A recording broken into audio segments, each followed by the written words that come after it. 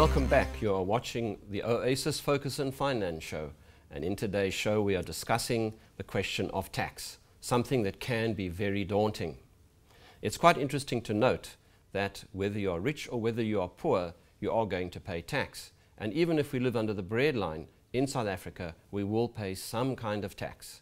In today's show, we're going to have a look at the different forms of taxes and explain exactly what they are. In studio with me today are Mansoor, Senior Wealth Manager at Oasis, and Michael Swingler, who is Senior Investment Analyst. Gentlemen, assalamu alaikum, welcome. Good day. Mansoor, let's start off with you. Essentially, there are two forms of tax, aren't there? You get individual tax and you get company tax. How do we understand individual tax? Shafiq, firstly, there's personal income tax, and personal income tax is the tax that you pay on income that you're actually earning on a day-to-day basis. So, for argument's sake, you earn a salary. On that salary, you need to firstly file a tax return and then pay the tax on the income that you've earned. That tax is obviously limited to a certain threshold that you need to earn before you actually declare and submit a tax return. Then you've got capital gains tax. Capital gains tax would be a tax that is applicable to an individual when they're actually realizing a profit. When I say realizing a profit, realizing a gain, whether it be from a sale of a property or from an investment vehicle, Shafiq. The most common one which we see in our everyday life is value added tax, which is generally known as VAT. This is the 14% that gets added on literally at any store that we go into and purchase an item. You are paying value added tax, VAT of 14%. Then you've got dividend tax, and dividend tax is a form of tax that is paid whether directly from shares that you're holding with a company, so that company declares a dividend to its shareholders. When you receive that, you pay dividend tax, or indirectly through a unit trust that declares a distribution on the investment that you're holding, which you would also be liable for dividend tax, Shafiq. If I could just add to that, Shafiq, as you've indicated, taxes affect us through all the phases of our lives.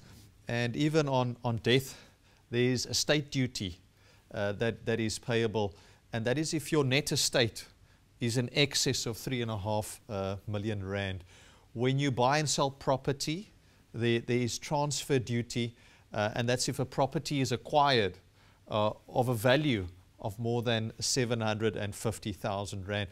And even donations tax, it's not a very familiar tax, but that is where there's 20% of donations tax on all donations that you make exceeding 100,000 rand in any tax year. This is quite a complicated area, the donations tax, and the viewers would be advised to discuss this in more detail with their tax advisors. And then lastly, some taxes that we pay that we might not even realize is when we fill up our car. There's the fuel levy, or if we use public transport, within that fuel cost of the public transport, the fuel levy would be another form of tax, and then also the road accident fund levy, which is included in the petrol price, and then also securities transfer tax. So it's a very broad part, and through all the phases of our lives, and as Mansoor has indicated, when we are buying goods for our family as well. Mansoor, let's backtrack to something that's called a personal income tax. That's one that affects all of us, doesn't it? I mean, whether we have if we have a regular income, it means we have to pay personal income tax. Shafiq, currently personal income tax accounts for 36.4% of cash revenue generated by government, twice as much as what company tax actually generates for government. It shows the importance for us to pay our taxes to make sure that there's sufficient cash available for the country to run efficiently, Shafiq. Personal income tax is the taxes that you pay on income that you've actually earned for that year, normally referred to as pay as you earn, or PAYE. Similarly, when your employer will actually hold a portion of your income back, which it passes on to SARS for the income that you've earned on a monthly basis. Similarly, when you get your IRP5 certificate at the end of the tax year, which you will need to submit your tax returns, it will show you the total income that you've actually earned in that year, as well as the pay as you earn that your employee has paid across to SARS on your behalf as part of your total tax liability for that year. When SARS looks at this scenario, they actually look at your total income that you're earning. So it's not only your salary that you earn, you need to take into account your gross income, including bonuses, including any investment income that you might have received from investments in the form of interest income. And then on top of that, it's any income outside of your employment. So if you've got a business on the side and generating some income from there, it will take that into account, as well as rental income that you might be earning over that year, Shafiq. Michael, I think the big question, how do I get money back from SARS? Very interesting question, Shafiq. There is a misconception amongst all of us as taxpayers that if we are good citizens and we've got a good track record of paying tax, that we're actually entitled to get some kind of refund. But unfortunately, it doesn't work like that. Oh, what a pity. In most of the cases, as Mansoor indicated, the pay-as-you-earn calculation would be sufficient, and then that at the end of the day, it wouldn't be necessary for many significant additional calculations to be done. And the full tax bill would be settled, so no additional money would be owed to SARS, and no money would need to be refunded to the taxpayer. And that's what happens in the majority of the cases. There are some deductions, like for example, a medical that's not part of your employment. It could be a private medical contribution that you make. It could also be a separate pension contribution. So there are some contributions which you can then deduct at the end of the year when you do your tax calculations. So you pay your PAYE during the year every month.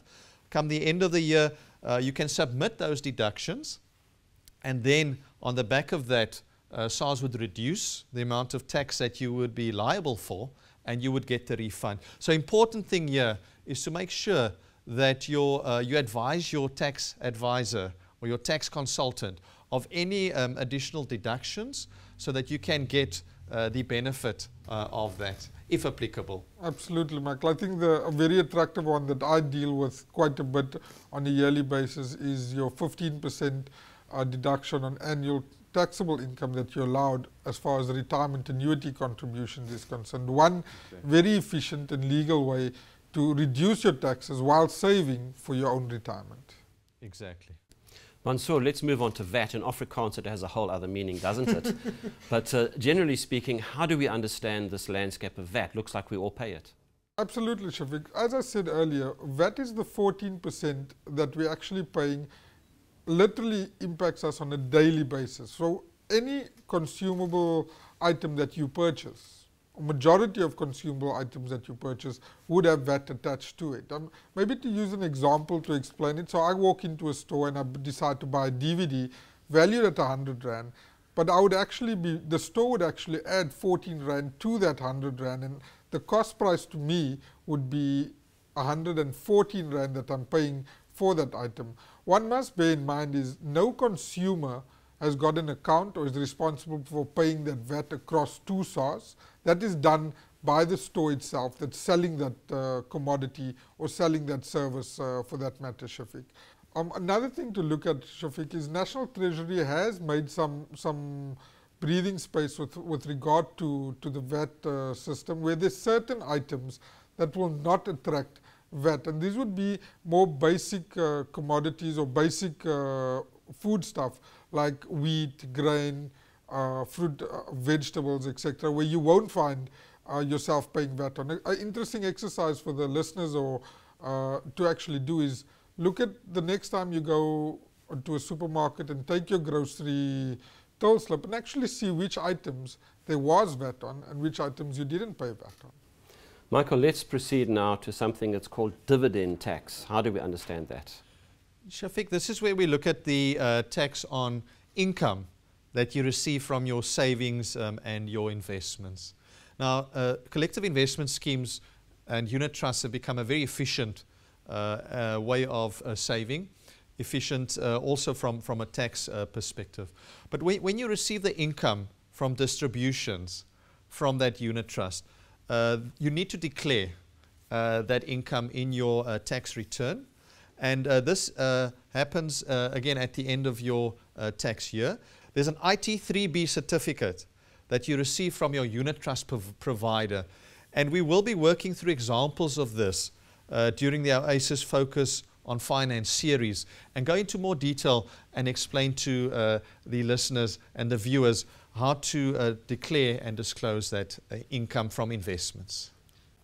Mansoor, what happens if I sell an asset? Let's say in a particular tax year I sell my house.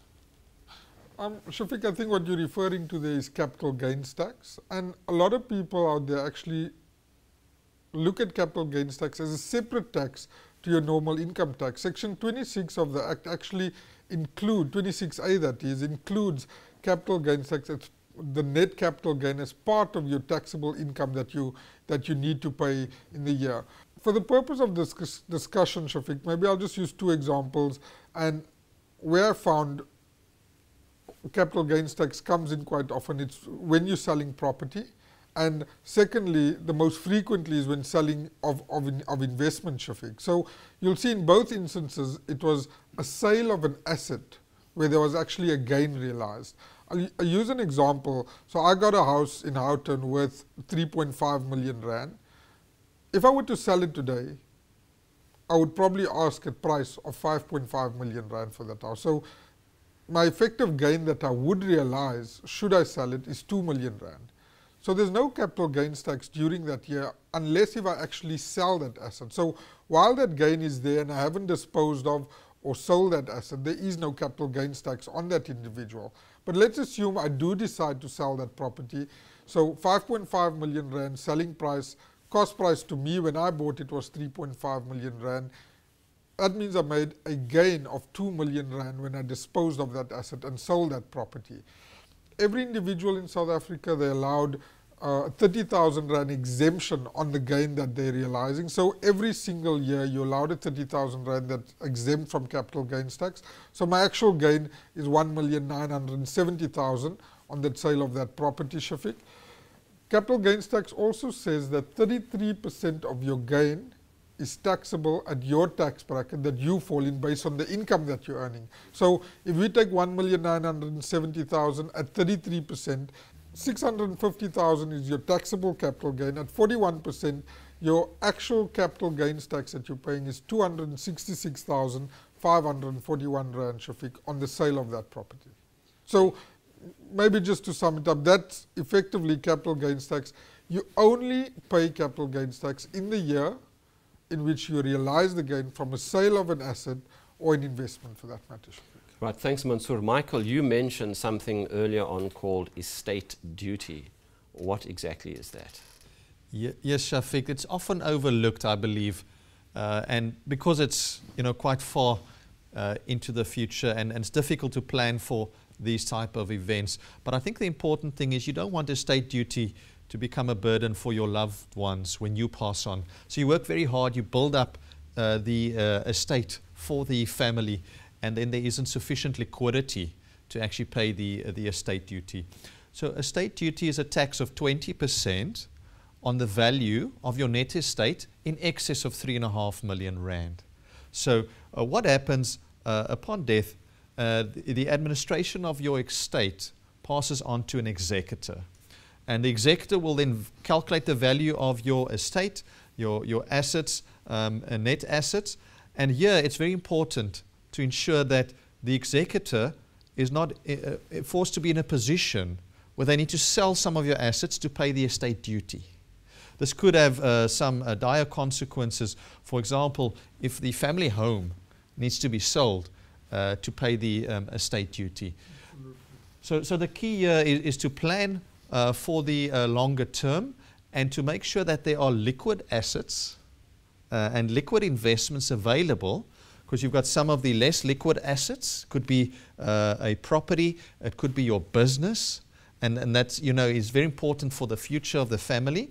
But if you can have some liquid savings to actually pay the estate duty, if that estate is in excess of 3.5 million rand, then that puts your loved ones in a strong position to continue that legacy that you have built for them. Mansoor, there's something that often ambushes us when we, for example, sell a property or want to buy a property. I think it's called transfer duty. Tell us more. Correct. Shafiq, transfer duty refers to the tax that's payable to the individual that's buying the property. Not the one that's selling, but the one that's buying the property. In order to calculate transfer duty, Shafiq, the selling price of the property is used to calculate the transfer duty payable, but it's paid by the buyer and not the seller of the property. National Treasury has issued a sliding scale as to what a sliding scale table that reflects the rates that one would pay. On the first year, any property under 750,000 Rand will not attract transfer duty. On the highest tier, a property over 2,250,000 Rand will attract transfer duty of 85,000 Rand plus 11% of the value over 2,250,000. So if I acquire a house for 1.5 million Rand, that would put me in the tier of 1,250,000 to 1,750,000 Rand, which means the transfer duty that would be payable would be 15,000 plus 6% of 250,000, which equates to 30,000 Rand transfer duty on the purchase of a 1.5 million Rand home. Michael, there's something that you also mentioned earlier. We are certainly going through all the categories, and this one is called donations tax. What does that mean? Yes, one that I don't think is that familiar in general terms, but the rule here is that donations exceeding 100,000 Rand in a tax year. So you may make donations, but if it exceeds 100,000 Rand in a tax year, that will be taxable under donations tax. There are, however, a number of exceptions, and it's important on donations tax that you speak to your advisor. Just to mention two of them, if you make a donation to a registered public benefit organization and you receive that Section 18A certificate, then you can actually deduct that from your taxes and you don't pay any donations tax. And then lastly, gifts between spouses would also be exempt from donations tax. So there's a number of exemptions there, and it is an area that you should speak to your tax advisor on. Mansoor, we've dealt with PAYE, VAT, dividend tax, etc., transfer duty, etc. Is there anything more? The remainder of the taxes are taxes that we don't generally see on every day or even hear about them, Shafiq. That would include your taxes like fuel levies, road accident fund levies, security transfer tax levies. With regard to the fuel and road accident fund, we literally pay that on a daily basis, and that's every day that we go to a filling or petrol station and fill up petrol, you're paying a fuel levy and road accident fund levy. With regard to your security transfer tax, every time you trade on the stock exchange or you're trading in stocks, there is securities transfer tax that's being paid, Shafiq. Gentlemen, any concluding comments on this question of tax? Shafiq, as we've discussed, there are rules, but there's also exemptions. So it is advisable to contact a tax expert on a number of these issues. But what's important is that the more comfortable we become, and all our viewers, with our own taxes, the better equipped we are to make the right declarations and also to continue to nurture a culture of taxpayers in the best interest of our economy and our country. And thank you, gentlemen, for that. You have been watching the Oasis Focus and Finance show. Today we were discussing the various kinds of tax that we pay as citizens and taxpayers of the country. Remember, tax can sometimes be complicated, so do consult a tax advisor if you do have any questions. In next week's show, we will take a look at micro tax, in other words, how tax is collected and how government spends our money.